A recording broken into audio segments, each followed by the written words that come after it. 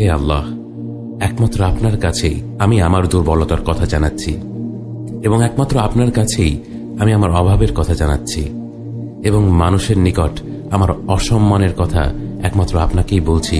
হে আরহামার রাহিমিন, আপনিই তো প্রতিটি দুর্বল ব্যক্তির রব, এবং আপনিই আমার রব। আপনি কার কাছে আমাকে ছেড়ে দিলেন? এমন অচেনা মানুষদের কাছে যারা আমার ক্ষতি করতে চায়, নাকি এমন শত্রুর কাছে যাকে আপনি আমার চেয়ে অধিক শক্তি দিয়েছেন?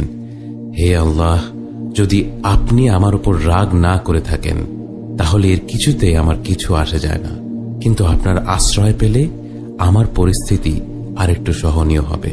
হে আল্লাহ, আমি আপনার চেহারার নূরের কাছে আশ্রয় চাই, যা সব অন্ধকারকে উজ্জ্বল করে দিয়েছে, যা দুনিয়া এবং আখিরাতের সব বিষয়ের সংশোধক। আল্লাহ, আপনার রাগ এবং অসন্তুষ্টি থেকে আমি রেহাই চাই। আল্লাহ, এ সব কাজই শুধু আপনাকে খুশি করার জন্য করা, এবং আপনি ছাড়া কোনো শক্তি নেই, কোনো ক্ষমতা নেই।